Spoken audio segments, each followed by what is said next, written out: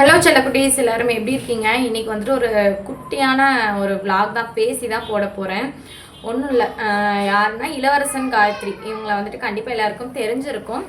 அவங்கள பற்றி தான் பேச போகிறேன். அவங்கள வந்துட்டு பார்த்திங்கன்னா நான் நேரில் பார்த்துருக்கேன். ஸோ எனக்கு இதை பற்றி பேசுறதுக்கு விருப்பம் இல்லை. பட் நான் இப்போ டக்குன்னு ஒரு சேனல் பார்த்தேன். அவரை பற்றி பார்த்திங்கன்னா அவ்வளோ கேவலமாக போட்டு பேசி போட்டிருக்கான். அவனுக்குலாம் மரியாதையை கொடுக்கணுன்ட்டு அவசியம் இல்லை. சொல்லியிருக்கான், இந்த மாதிரி வந்துட்டு குடும்ப பிரச்சனையை போட்டு சம்பாதிக்கிறான், எவனோ நல்ல நல்ல வீடியோஸ்லாம் போட்டு சம்பாதிக்கிறான். இவன் பாருங்க எப்படியெல்லாம் வந்துட்டு குடும்ப சண்டையை வந்துட்டு போட்டு இது பண்ணுறான், இதெல்லாம் ட்ராமா அப்படின்னு சொல்லியிருக்காரு. அவர் குடும்பத்தில் நடக்கிறத அவர் எடுத்து போடுறாரு. உனக்கு இஷ்டம்னா நீ பாரு, இல்லைன்னா நீ பார்க்காத, சரியா? அவர் போட்டதை, அவரோட கண்டென்ட்டை திருடி நீ ஏன் போடுற? அவரோட மற்ற வீடியோஸ் எல்லாம் பார்த்தீங்கன்னா ஒரு 10, 20, 30, ஒரு 100, 200 இந்த மாதிரி தான் வியூஸ் போயிருக்கு. இந்த அண்ணனை பற்றி ஒரு வீடியோ அவன் பேசி போடல. ஃபஸ்ட்டு போட்டது 17,000 18,000 வியூஸ் கிட்ட போயிருந்தது. அது வந்து சார் அப்படியே ஆரம்பிச்சிட்டாரு. அதையே தொடர்ந்து போட ஆரம்பிக்கிறாரு. போடுற எல்லா வீடியோஸுமே இளவரசன் அண்ணன் பற்றி போடுற வீடியோஸ் எல்லாமே பார்த்தீங்கன்னா அவ்வளோ போயிருக்கு. இதை பற்றி பேசுறியே, அவர் எத்தனை பேர்த்துக்கு ஹெல்ப் பண்ணியிருக்காரு, அதை பற்றி நீ பேசி ஒரு வீடியோ போட்டிருந்தனா நீ நல்லாவேன்னு சொல்லியிருக்கலாம். அவங்க குடும்பத்தில் ஏதோ சண்டை, அதை ஏன் நீ ட்ராமான்னு சொல்கிற? அப்படி ட்ராமாவாக தான் இருந்தாலும் உனக்கு என்ன? அவங்க யூடியூப் சேனலில் அவங்க குடும்பம் அவங்க போடுறாங்க, அவங்க குடும்ப மரியாதை அவங்க பார்த்துப்பாங்க. உனக்கு என்ன வலிக்குதுங்க? அவங்க குடும்ப மரியாதை அவங்க எப்படியோ பார்த்துக்கிறாங்க. உனக்கு என்னங்க வலிக்குது? நீ ஃபஸ்ட்டு எதுக்கு அடுத்தவங்க சேனலை பற்றி நீ பேசுகிற? உன் சேனல் நேமை பற்றி கூட எனக்கு சொல்ல தோணலை. அப்புறம் இன்னொன்று சொல்லியிருந்தாங்க, அந்த அம்மா வந்துட்டு பார்த்தீங்கன்னா 2 நாளைக்கு முன்னாடி இந்த ஐடி வந்துட்டு என்னோடய ஃபோனில் தான் இருக்குது, இனிமேல் நான் தான் அதில் வீடியோஸ் போட போகிறேன், இனிமேல் நான் அவருக்கு கொடுக்க மாட்டேன்னு சொல்லியிருந்தாங்களாம். அதுக்கப்புறம் தான் அந்த அண்ணா சொல்லிட்டாங்களே, நான் வீட்டுக்கு போய் அவகிட்ட இருந்து ஃபோன் வாங்கிட்டு வந்துட்டேன் அப்படின்னு அந்த அண்ணன் தான் தெளிவாக சொல்லிட்டாங்களேடா. அதை ஃபஸ்ட்டு உருப்படியாக பார்த்துட்டு சொல்கிறதுன்னு தான் சொல்கிற. உருப்படியாக பார்த்துட்டு வந்து சொல்லலாமே.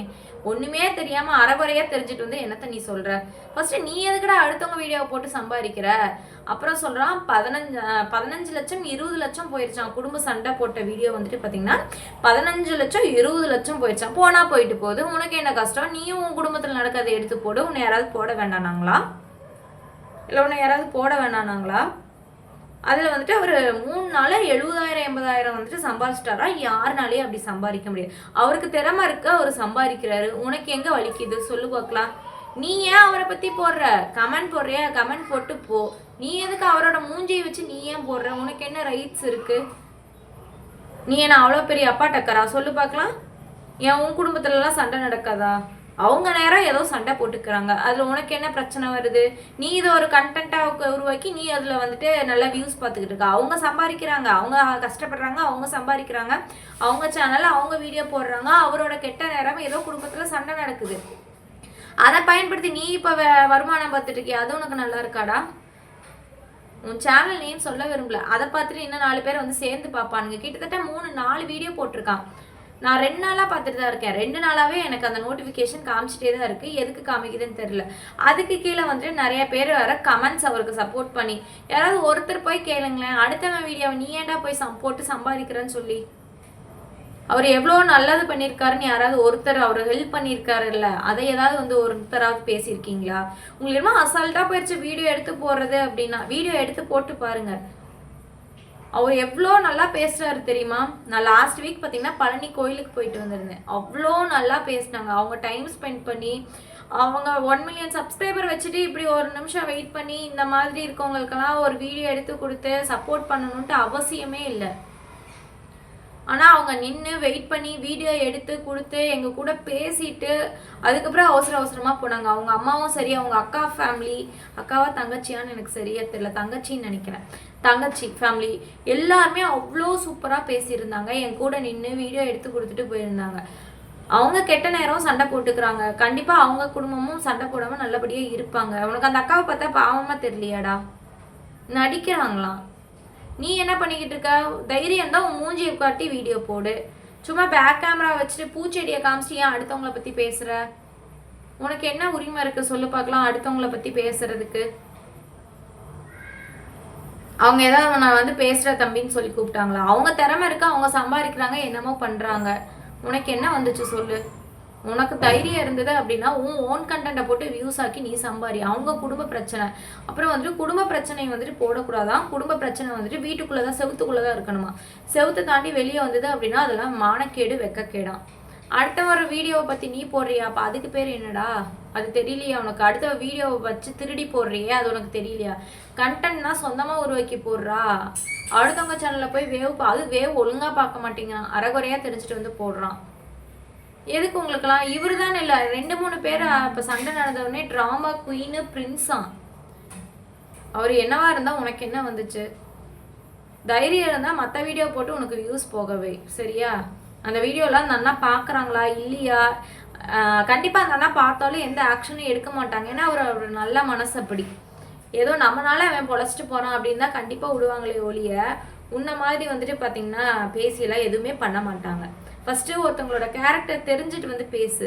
அதுக்கு வேறு சப்போர்ட்டுக்கு வேறு அத்தனை பேர் கமெண்ட், கிட்டத்தட்ட ஒரு 50 கமெண்ட் இருந்திருந்ததுன்னு நினைக்கிறேன்.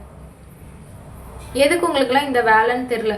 ஆக்சுவலாக எனக்கு இந்த வீடியோ எடுக்கணுன்ட்டு ஒரு ஐடியாவே இல்லை. இப்போ கூட பார்த்துருந்தேன், இப்போ இன்றைக்கி கூட வீடியோ போஸ்ட் பண்ணியிருக்கான். அது ஏன் என் கண்ணுக்கு நோட்டிஃபிகேஷன் காட்டுதுன்னு எனக்கு தெரியல.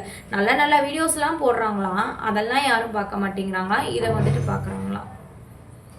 உன் வீடியோ எதுக்குடா நோட்டிஃபிகேஷன் போகுது அதுதான் தெரியல. உன் வீடியோ எதுக்கு மற்றவங்களுக்கு காட்டுது, உன் வீடியோவை எதுக்கு மற்றவங்க பார்க்குறாங்கன்னு எனக்கு தெரியல.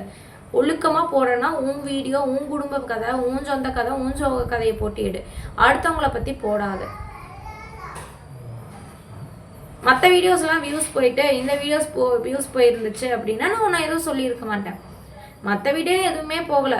உடனே ஒரு வீடியோ போட்டு வியூஸ் உடனே அதே டைட்டில் எடுத்து அதே ஃபோட்டோ வச்சு அந்த அண்ணா ஃபோட்டோ இளவரசனோட ஃபோட்டோ ஒன்று வச்சுக்கிறான். அதை வச்சு போடுறான். ட்ராமா குயினா 15 லட்சம் 20 லட்சம் வியூஸ் போச்சான். போனால் போயிட்டு போகுது. உனக்கு என்ன கஷ்டம்? அவங்க கஷ்டப்படுறாங்க, சம்பாதிக்கிறாங்க. அவங்க நிலமையிலேருந்து யோசிச்சு படுறா. அந்த அக்கா குழந்தைய வச்சுட்டு எவ்வளோ கஷ்டப்படுவாங்கன்னு சொல்லிட்டு அவங்களுக்கு என்ன அவசியமான இப்படியெல்லாம் சண்டை எடுத்து போடணும்னு சொல்லிட்டு அவங்க குடும்ப சூழ்நிலை அப்படியே, அவங்க கஷ்டப்படுறாங்க, அவங்க இது பண்ணுறாங்க. உனக்கு என்ன வந்துச்சு சொல்லு பார்க்கலாம். அந்த அக்காவுக்கு எவ்வளோ வேதனை இருக்கும். இந்த மாதிரி டெய்லியும் ஏதோ அடிச்சிருக்காங்க அந்த அண்ணா. அவங்க கண்டிப்பாக அந்த அண்ணா மாறுவாங்க. கண்டிப்பாக அந்த குடியை மட்டும் நிறுத்திட்டாங்க அப்படின்னா கண்டிப்பாக மாறுவாங்க. அந்த அண்ணா இந்த வீடியோ பார்க்குறீங்களா இல்லையான்னு தெரிலனா இந்த தங்கச்சியாக என்னோட ரெக்வஸ்ட் என்ன அப்படின்னா, தயவு செஞ்சு குடியை மட்டும் விட்டுருங்க. கண்டிப்பாக நீங்கள் லைஃப்பில் நல்லா வருவீங்க. உங்களோட கேரக்டருக்கு உங்கள் ஃபேமிலி, அம்மா, தங்கச்சி, அக்கா எல்லாருமே அவ்வளோ சூப்பராக பேசுகிறீங்க. உங்கள் கூட பேசினதுல எனக்கு அவ்வளோ சந்தோஷம். வீட்டுக்கு வந்து அடுத்த நாள் நீங்கள் சண்டை போட்டுப்பீங்கன்னு நான் நினச்சி கூட பார்க்கல. பழனி வந்துட்டு ஒரு நல்ல மாற்றம் உங்கள் வாழ்க்கையில் வரும்னு தான் நான் நினச்சேன். ஆனால் பார்த்தீங்கன்னா நீங்கள் இப்படி சண்டை போட்டிருக்கீங்கன்னு நான் சத்தியமாக நினச்சி பார்க்கல. நான் பாவம். நான் காயத்ரி அக்கா, தயவு செஞ்சு பார்த்தீங்கன்னா அக்காவை கஷ்டப்படுத்தாதீங்க, சப்போர்ட் பண்ணுங்கள் அக்காவுக்கு. ஒரு குழந்தைய வச்சுட்டு பார்த்துக்கிறதுலாம் ரொம்ப ஈஸி இல்லைண்ணா. தயவு செஞ்சு அக்காவுக்கு சப்போர்ட் பண்ணுங்கள், சண்டை போட்டுக்காதீங்க. 2 பேரும் ஒத்துமையாக இருங்க. நீங்கள் அப்படி இருந்தால் பார்க்கறதுக்கு நல்லா இருக்குது. 2 பேருமே அவ்வளோ அவ்வளோ அவ்வளோ அழகாக பேசுகிறீங்க. உங்கள் கூட பேசுனது எனக்கு அவ்வளோ சந்தோஷமாக இருந்துச்சு. சரி, அந்த காண்டாக்ட் நம்பரெல்லாம் எடுத்து நம்ம பேசலான்னா கூட அப்படின்னு நான் நினச்சிட்டு இருந்தேன். ஆனால் நீங்கள் இப்படி சண்டை போட்டுப்பீங்க அப்படின்னு சொல்லிட்டு சத்தியமாக நான் நினச்சி கூட பார்க்கலண்ணா.